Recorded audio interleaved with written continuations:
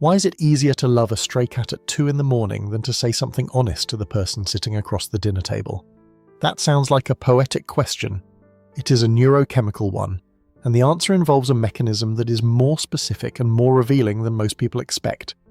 Because the person who walks an extra block to put food out for an animal that will never thank them, never text them back, never tell them they are enough, that person is not performing kindness.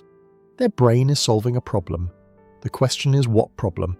This month started in a quiet apartment on a Friday evening, someone choosing home over the world. It moved through rewatching, social media, exhaustion, isolation, sensitivity, calm, self-talk, spectacle, disconnection, and survival. 12 videos, one thread, a brain managing the distance between itself and the world. Today is the last stop in the cycle. And it is warmer than the rest, but the mechanism underneath is just as precise. In 2015, Nagasawa and colleagues at Asabu University in Japan published a study that caught the attention of neuroscience far beyond the animal behavior field. They found that when dogs and their owners gazed into each other's eyes, both showed elevated oxytocin levels, not just the humans, the dogs as well. The loop was mutual. This was the first rigorous demonstration that the oxytocin bonding system, the same neurochemical loop that drives parent-infant attachment, can activate across species. The brain does not require genetic relatedness to trigger its bonding circuit. It requires specific cues, eye contact, proximity, rhythmic interaction, perceived vulnerability, and the absence of threat. A stray animal sitting in the cold looking up, that combination of vulnerability and non-threat hits the oxytocin system with almost no resistance. The brain registers, something small needs care and it cannot hurt me. The circuit fires. That last part of it cannot hurt me is where the mechanism stops being about animals and starts being about humans. Because humans can hurt. Humans judge, disappoint, withdraw, betray, misunderstand.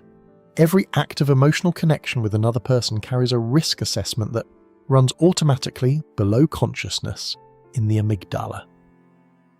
Will this person reject me? Will they use what I show them against me? Will they leave? The assessment is fast, constant, and energetically expensive. With animals, the circuit is almost entirely absent. A stray cat does not evaluate social status. A dog at a shelter does not form opinions about performance. The social threat pathway, the one that makes vulnerability with humans feel like exposure, goes quiet in the presence of an animal. The bonding system gets a clear channel. No interference, no risk calculation. Just the oxytocin loop running clean.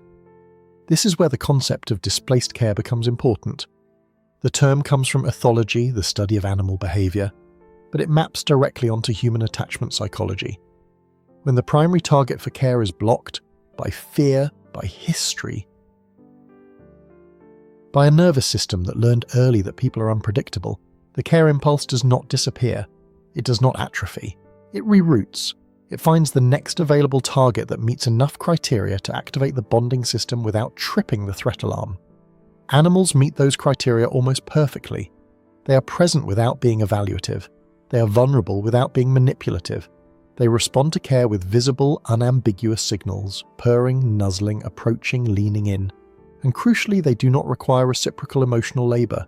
There is no conversation to navigate, no subtext to decode, no performance to sustain.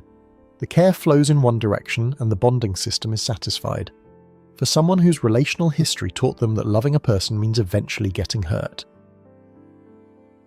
Loving an animal is not a lesser form of connection. It is the form of connection the nervous system has identified as survivable. Not because the person is incapable of loving humans, because the pathway to humans carries a toll that the pathway to animals does not. Zilcha-Mano and colleagues studying the intersection of attachment theory and human-animal relationships in 2011 found a pattern that was not subtle. People with insecure attachment styles, particularly avoidant attachment, reported significantly stronger bonds with pets than with human partners. Not because they lack the capacity for connection, because the connection pathway that runs toward humans was partially blocked by a learned expectation of pain.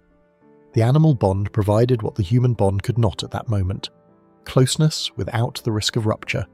The attachment system was not broken. It was operating with the data it had, and the data said, animals are safe. People are not. This is not a character flaw.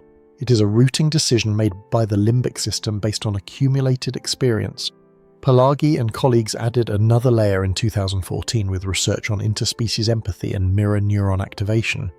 They found that humans showed measurable empathic responses, facial mimicry, autonomic resonance, when observing animal distress, and that these responses were stronger in individuals who scored high on emotional empathy scales.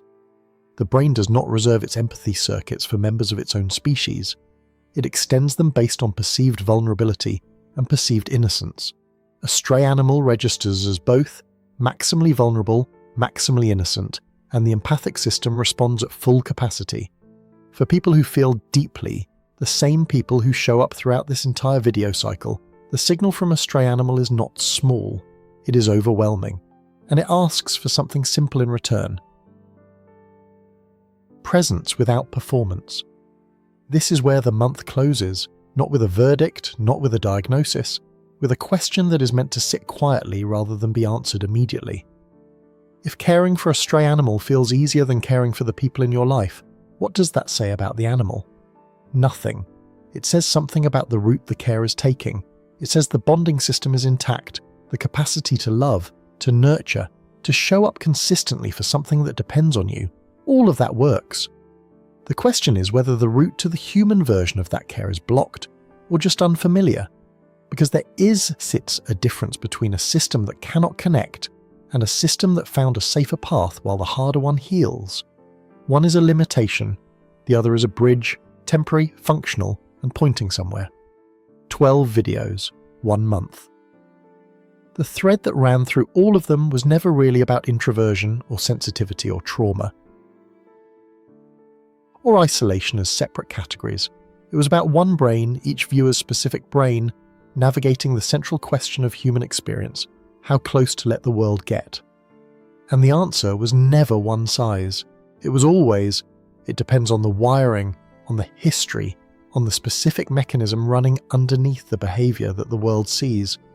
One couch, one silence, one closed door, 12 different circuits. The next cycle starts Monday. New topics, new mechanisms, and the first one involves something many of you have been asking about. What happens when an entire generation gets rewired by a world that changed faster than anyone could explain the rules? That one goes wide.